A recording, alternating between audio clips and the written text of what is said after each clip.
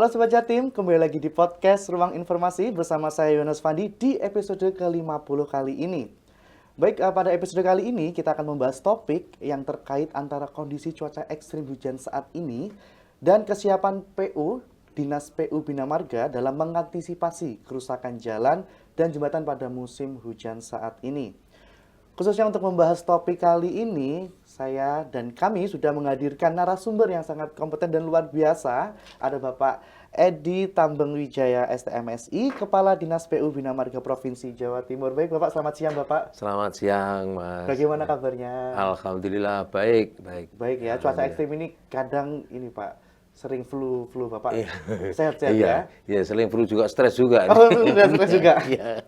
Baik, terima kasih Bapak atas ketersediaannya untuk Iya, terima kasih. mengunjungi Iya. podcast Iya. Dinas Kominfo Jawa Timur ini. Baik, saya dan Pak Tambeng akan ngobrolin seputar kesiapsiagaan Dinas PU Bina Marga terkait antisipasi Pak kerusakan jalan dan jembatan pada musim hujan. Nggak bisa dipungkiri Pak, akhir-akhir ini hujan cuaca ekstrim itu sering terjadi di Jawa Timur ya Pak ya. Apalagi kalau sore mendekati malam dan juga ada beberapa banyak juga bencana-bencana yang sudah terjadi seperti banjir, tanah longsor dan lain-lain. Nah, baik, di beberapa daerah Pak ada laporan tentang genangan air yang mengganggu kelancaran lalu lintas. Apakah ada upaya khusus dari PU Bina Marga untuk mengurangi genangan tersebut, misalnya dengan perbaikan drainase atau sistem saluran air? Terima kasih Mas Fandi. Jadi kami Dinas PU Bina Marga ini memang secara secara teknis kami ini jalan ini kan memang kalau bisa dalam kondisi kering. Iya.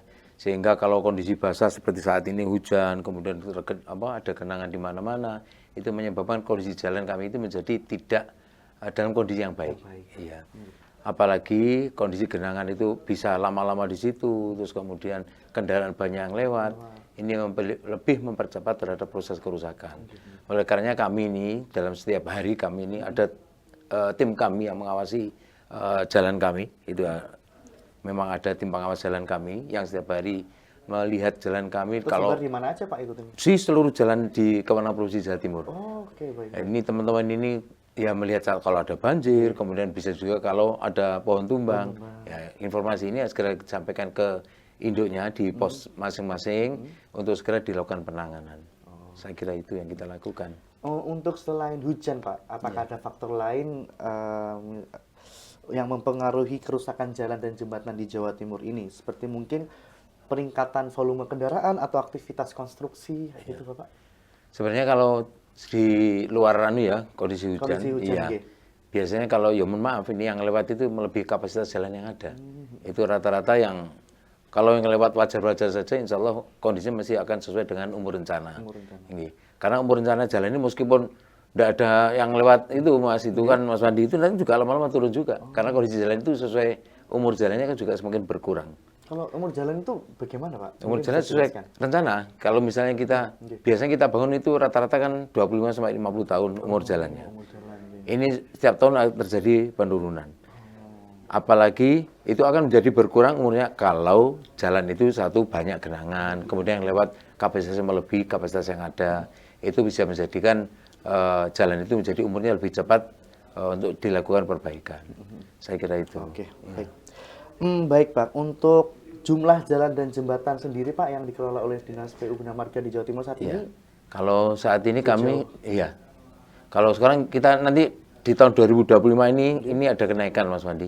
Jadi kalau kemarin kita mengelola ada 1.421 km, 1.421, sekarang ada naik 250 km, sehingga sekarang menjadi 1.671 km se-Jawa Timur. Se-Jawa Timur, iya. ya. Ini terkontak dengan konek antar kabupaten kota. Iya. Itu yang se-Jawa dikelola Timur dan dikelola ke provinsi. Di samping kami juga ada kewenangan pusat yang dikelola oleh pusat, kemudian ada kabupaten yang dikelola oleh kabupaten. Berarti tahun ini ada peningkatan 200 sekian ya Pak? 250, ya, 250 km yang menjadi tanggung jawab kami. Untuk kami pelihara, kalau rusak diperbaiki. Iya, kadang Sobat Jatim mungkin masyarakat juga bingung ya Pak, membedakan ini jalannya kok bolong-bolong, ini jalannya siapa sih? Apa sih yang membedakan? Apa yang membedakan jalan provinsi, nasional dan daerah? Jadi kalau memang membedakan jalan, kalau nasional gampang. Kalau nasional itu kan kalau Sobat Jatim itu menemukan jalan kalau marka jalannya ada warna kuning, Oh, oke. itu berarti adalah kewenangan pusat. Kewenangan pusat. Iya, kalau jalan markanya putih, itu bisa provinsi, bisa kabupaten. Ya, sehingga teman-teman kalau yang ini yang ke provinsi dan kabupaten ini yang agak susah untuk membedakan. Tapi kalau yang jalan nasional saya kira lebih gampang lah ya. Kalau teman-teman Sobat Jatim di jalan itu ada kuning, ya pasti punyanya nasional. Saya kira itu. Tapi apapun itu kami provinsi, baik nasional maupun kabupaten, itu bisa kita koordinasikan. Dalam artian kita kan sama-sama mengelola jalan ya. Baik itu nanti kalau informasi ini jatuh ke teman-teman di nasional akan disampaikan kami, demikian juga sebaliknya. Demikian juga dengan kabupaten, kalau kabupaten ada info terhadap kerusakan jalan provinsi, mereka juga akan mereka ingin info ke kita, demikian juga sebaliknya. Oh, begitu. Saya kira itu. Ya. Dari total jalan yang sudah dikelola oleh Dinas PU Bina Marga, Pak, apakah ada wilayah tertentu yang lebih sering mengalami kerusakan atau butuh perhatian lebih ekstra, Pak? Mungkin misalnya daerah yang sering dilanda banjir atau longsor. Oh iya. Nah, terima kasih Mas Wandi. Untuk Sobat Jatim, saya kira untuk yang sering terjadi bencana, memang kalau bencana ya, kita ngomong bencana karena terkait dengan bencana, karena macam-macam Mas Wandi. Jadi gini, kalau secara geometrik jalan itu ada beberapa, meskipun tidak di kondisi bencana, mereka tetap bahaya. Meskipun kondisi istilahnya kemarau lah ya, meskipun tidak hujan, kemarau, itu mereka dalam kondisi yang tidak baik-baik saja. Seperti contoh, kalau Sobat Jatim menuju ke Cangar. Cangar itu secara geometrik jalannya itu kan turunnya tajam. Naik turun. Sudah panjang turunnya panjang. Nah, ini terjadi rata-rata remnya blong ini. Oh iya. Ini kan banyak info yang orang banyak meninggal juga di situ karena remnya blong. Oleh karenanya memang di kondisi geometrik jalan itu ada yang secara geometrik memang tidak memberikan kenyamanan maupun keselamatan terhadap pengguna. Oleh karena itu di situ kita terlalu waspada dan agar teman-teman ini selalu melihat kondisi kendaraannya. Iya, mengecek berkala ya, Pak ya. Ketika kita kalau mau melewati kondisi yang secara geometrik. Melintasi hal Tapi kalau secara kebencanaan, terutama Jawa Timur, wilayah selatan, ini kalau Sobat Jatim melalui selatan Jawa Timur, itu mulai dari Pacitan sampai dengan Banyuwangi, itu rata-rata memiliki potensi terhadap rawan bencana. Rata-rata meskipun jalan longsor, kemudian ada gunturan. Ya. Jadi di daerah-daerah itu yang memang bahkan jadi kalau seperti di Lumajang itu, kalau terjadi bencana gunung meletus ataupun erupsi gunung itu ya, itu kan banyak jembatan yang putus. Oleh karenanya teman-teman yang saya menghimbau untuk yang di wilayah selatan, jalan selatan itu yang nanti yang kita lalui di selatan itu selalu waspada terhadap kondisi yang apalagi sekarang musim hujan. Betul. Terima kasih. Memang harus waspada ya. Iya, harus waspada. Kita juga harus lihat cuacanya seperti apa, terus kita mau lewati jalan apa itu maksudnya memang harus aware tentang itu.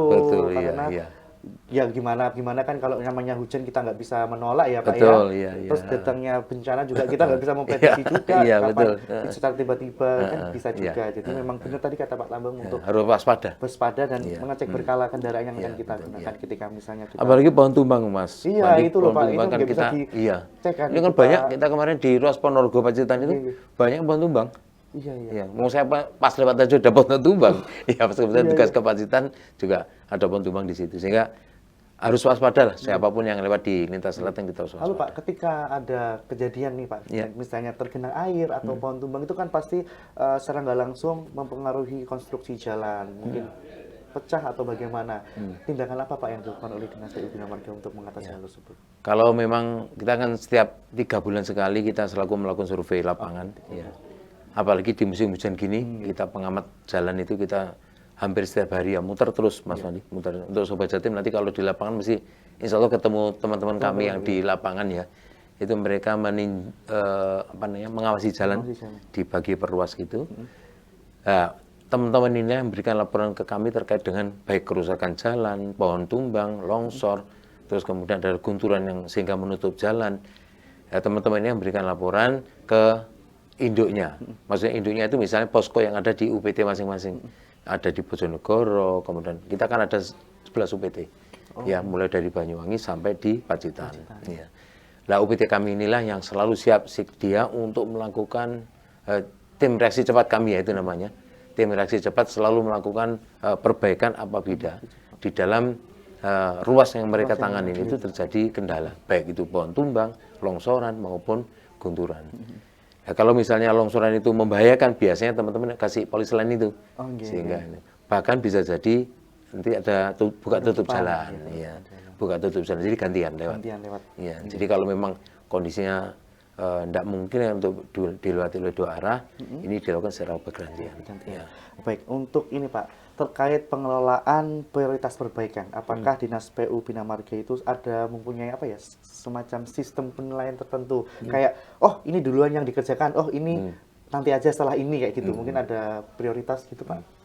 Ada Mas Wandi, jadi yang saya sampaikan tadi, kita tuh setiap 3 bulan sekali kan ada survei. Oh, dari Kita survei tersebut ada ya? survei lapangan, di samping isi ini setiap hari yang oleh pengamat jalan itu. Tiap 3 bulan sekali kita lakukan survei itu akan muncullah data-data yang dari lapangan. Kita ada kamera yang kita pakai untuk melihat kondisi jalan, memantau mana yang rusak, kemudian di kilometer berapa yang rusak. Itu nanti akan ada catatan semua. Ada kamera? Ada kameranya. Jadi iya. terintegrasi langsung di Terrekod di kamera itu, mereka dipakai mobil gitu jalan sepanjang ruas jalan itu nanti akan terrekod kondisi jalan pada saat itu. Dari hasil lapangan ini, survei ini akan kita olah di kantor kami untuk menetapkan, terus kemudian apa namanya, setelah data masuk di kantor diolah, masuklah di aplikasi namanya PKRMS itu. PKRMS, Provinsial Kabupaten Road Management System itu. Ya. Nah itu nanti di aplikasi itu akan muncul prioritas-prioritas. Jadi mana yang menjadi prioritas pertama yang harus dikerjakan dan seterusnya sampai dengan setelah masuk runningnya ya, di aplikasi itu ada running, kemudian muncullah prioritas 1 dan seterusnya sampai dengan. Nah inilah atas dasar ini. Nah, tapi ini kan setiap 3 bulan kan beda-beda ya. Ya, jadi nanti masuk triwulan ini akan beda lagi, masuk triwulan ini akan menjadi beda lagi. Oleh karenanya mungkin nanti kondisi terakhir dan bahkan yang insidental itu yang bisa menetapkan bahwa sesuatu harus dikerjakan dulu. Ya. Seperti sekarang ini yang kalau Sobat Jatim melihat di kami yang di Jember itu mungkin viral ya, banyak yang Sobat Jatim banyak di medsos yang ya sekarang kan kondisi jalannya rusak. Itu ya, Pak, ya? 22 km jalan provinsi rusak. Nah, itu kan jadi viral. Nah, itu akhirnya prioritasnya dari prioritas pertama harus kita lakukan perbaikan. Iya. Nah, kondisi ini yang saya sampaikan tadi, kalau hanya lubang, itu bisa kita lakukan penambalan 1 kali 24 jam. Jadi kalau teman-teman di lapangan menemukan jalan berlubang loh ya ini ya, bukan rusak. Bukan rusak. Ya, kalau di Jember ini kan rusak ini. Rusak iya, bukan berlubang iya. 22 kilo bukan berlubang. Bisa ditambal itu. Iya. Itu kalau di apa dan yang di ini rusaknya dalam arti begini Mas Wandi, kalau ini ditambal yang lubang sebelahnya. Sehingga ini perlu perbaikan. Kalau hanya lubang kita tambal insya Allah 1 kali 20 jam itu akan kita tambal. Iya. Akan kita tangani dan akan selesaikan dalam 1 kali 24 jam. Untuk jalan berlubang. Untuk jalan berlubang dan jalannya ditangani oleh provinsi ya Pak. Iya, jalan yang ditangani provinsi. Sobat Jatim ketika lagi jalan-jalan tuh lewati jalan provinsi, wah ada lubang nih, langsung bisa menghubungi kemana sih Pak? Di call center kami. Di call center. Iya, di call center kami silakan lubangnya difoto. Lubangnya difoto. Nah, tapi fotonya pakai GPS ya, Pak. Sobat Jatim harus pakai, kalau lubang mau foto lubang jalan pakai GPS. Karena apa? Betul, karena kalau udah ada GPS kita nanti pertama lokasi kita tidak tahu. Iya. Sehingga kalau Sobat Jatim ada jalan berlubang difoto pakai GPS, kirim ke call center kami. Nanti akan segera kita tangani. Oke. Iya. Itu memang ada Pak, foto GPS itu ada. Kalau misalnya nih Pak, misalnya ini kan lagi buru-buru nih nggak sempat download kamera GPS kan, juga, mungkin saya juga nggak ada kamera GPS ya Pak ya. Misalnya saya foto lalu saya kirim Sherlock. Boleh, nggak apa-apa. Kan, sepenting ada lokasinya. Ada lokasinya. Betul, ada lokasi sehingga kalau udah gitu kita kan bingung Mas Wandi. Kalau Sobat Jatim di mana? Jangan-jangan bukan di Jawa Timur. Iya, jangan-jangan dia lagi di mana lapornya. Iya, saya kira karena terus terang gini kan biar kita juga enggak susah nyarinya. Betul, kan gitu ya. Jadi mohon maaf Sobat Jatim ya. Jadi tolong yang ini kemarin itu gini Mas Wandi. Jadi Sobat Jatim mengirim ke call center kami. Ada yang ngirim. Tapi tidak ada GPS-nya, dari GPS-nya tidak ada lokasi di mana. Kita kan juga susah nyari yang di mana, meskipun taruhlah itu di misalnya daerah Kabupaten A. Nah, Kabupaten A itu luas kami kan banyak. Kita kan ada 1.671 kilometer tadi. Coba bayangkan saya suruh nyari sekitar ya Pak Tabel suruh ngelihat tuh mana yang bolos satu-satu pakai mobil tadi ya. Baik. Gitu ya. Iya. Jadi nanti tolong teman-teman kalau ke di call center kami, oh nomor call centernya ya. Oke, Bapak. Saya tadi sempat mencatat Sobat Jatim nomor call centernya Dinas PU Bina Marga Provinsi Jawa Timur ya, Pak ya. Ya. Ini buat Sobat Jatim dimanapun kalian berada untuk bisa melaporkan misalnya ada bolong tadi ya, bolong iya, jalan, iya. bisa di 0821 3000 8099. Sekali lagi di 0821 3000 8099. Berikut adalah call center Dinas PU Bina Marga Provinsi betul, Jawa ya. Timur ya. Seperti dikatakan Tidak hanya berlubang, Mas Padi. Oh, tidak Kalau ada berlubang. pohon tumbang, Oh, betul. itu kan menghalangi jalan. Iya, iya. Iya, akan kita segera tangani. Pasti itu. respon cepat ya Bapak ya. Insya Allah respon cepat. Misalnya Iya. jangan terpaut misalnya saya lagi di Tulungagung. Betul. Dilaporkan Iya, aja. laporkan pasti aja. Nanti akan segera kita tangani. Betul. Iya. Oke, Bapak. Di daerah Jawa Timur ini Pak, kan memang sudah dikenal sebagai titik rawan bencana, tanah Iya. longsor, Iya. terus banjir karena Iya. kita juga punya banyak sungai. Nah, menurut Bapak adakah yang memang perlu perhatian khusus untuk pengelolaan infrastruktur gitu, di Iya. daerah rawan bencana tersebut? Iya, kalau di daerah rawan bencana pertama, Di mana, Pak? nggih. Kalau yang pertama, yang jelas kita selalu menyiapkan alat berat untuk segala melakukan penanganan di titik-titik yang memang rawan bencana. Yang saya sampaikan tadi, kalau rawan bencana itu Jawa Timur rata-rata di wilayah selatan ya, mulai dari Pacitan sampai Banyuwangi. Itu semua di wilayah selatan itu rata-rata rawan bencana. Oleh karenanya di titik-titik tertentu kami siapkan alat berat dengan harapan apa? Dengan alat berat yang sudah tersedia di mendekati lokasi rawan bencana itu, kalau terjadi bencana maka kami akan segera bisa cepat datang daripada alat itu misalnya ditaruh di Surabaya harus misalnya ke Banyuwangi. Ini menuju Banyuwangi kan terlalu jauh, butuh waktu. Oleh karena alat ini saya taruh di tempat-tempat yang kami taruh di tempat-tempat yang memang mendekati lokasi rawan Berarti bencana. udah ada Ya, taruh alat-alat itu di lokasi betul. rawan Ya, bencana ya Pak ya? sesuai dengan pemetaan kami ada rawan bencana, Mas Pandi ya. Jadi kami itu punya titik rawan bencana yang memang langganan lah ya. Iya, seperti di kalau kita lihat yang sebagai contoh saja namanya di Lumajang.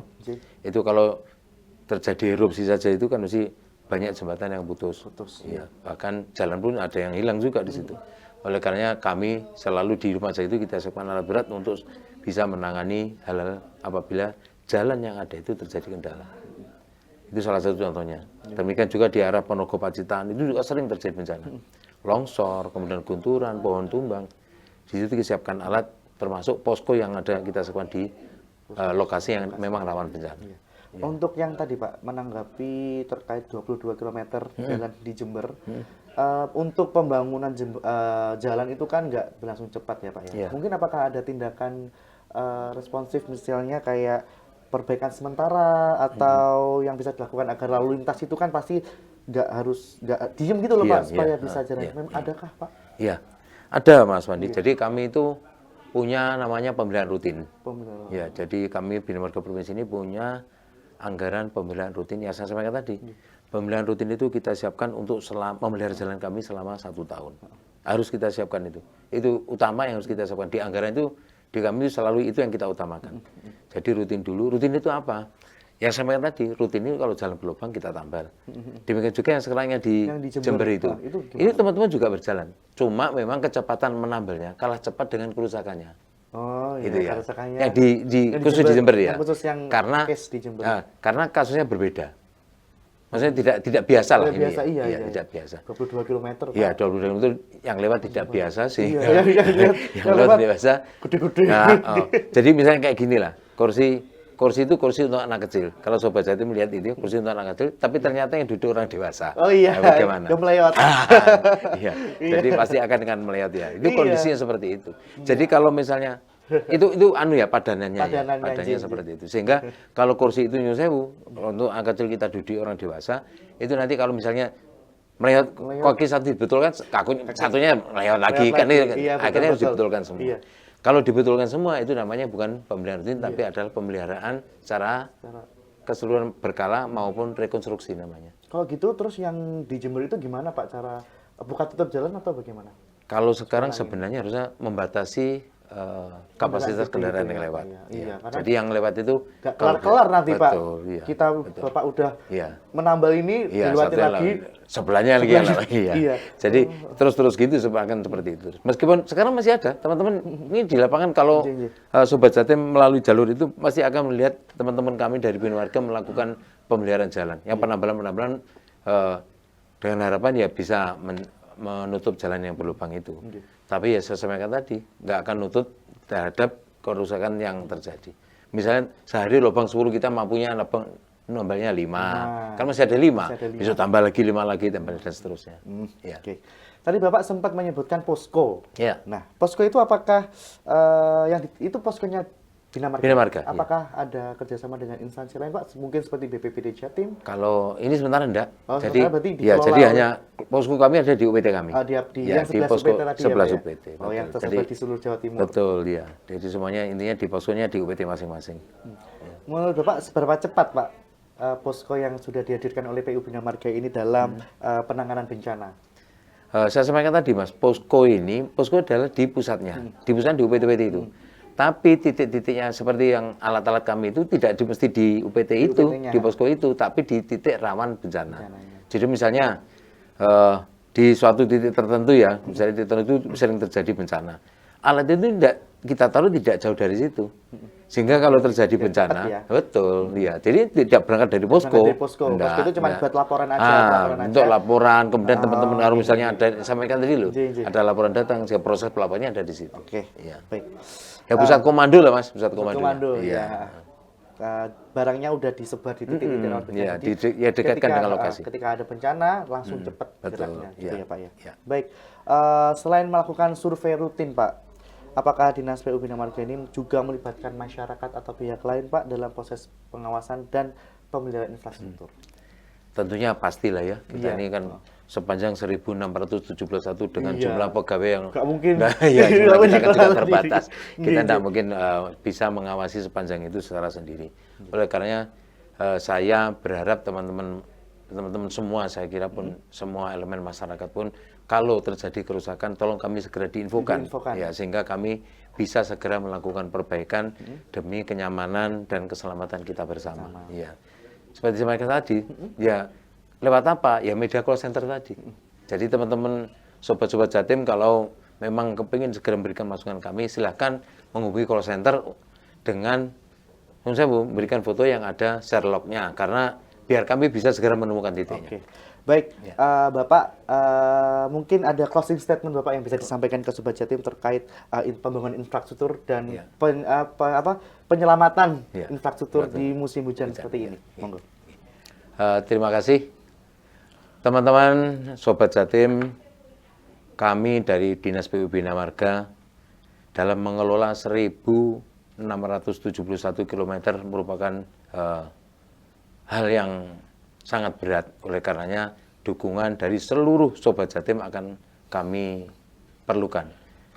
Oleh karenanya mohon kalau ada informasi baik terkait dengan jalan berlubang, pohon tumbang, ataupun longsoran, gunturan, dan sebagainya yang mengakibatkan kendala terhadap kenyamanan dan keselamatan dalam berkendara, tolong segera diinformasikan ke call center kami di 0821 3000 8099 agar kami bisa segera melakukan penanganan dan bisa memberikan keselamatan dan kenyamanan terhadap semua pengendara yang melalui jalan kewenangan provinsi. Saya kira itu. Terima kasih. Baik, terima kasih banyak Pak. Terima kasih Mas Pandi. Dan juga untuk Sobat Jatim, jika ingin informasi yang lebih lengkap terkait Dinas PU Bina Marga Provinsi Jawa Timur, bisa langsung mengunjungi laman resminya di binamarga.jatimprov.go.id dan juga di sosial medianya @binamargajatim. Baik, Sobat Jatim, sekian podcast dari kami. Saya Yonas Fandi, Pak Edi Tambeng, dan seluruh kru yang bertugas mengucapkan terima kasih dan sampai jumpa.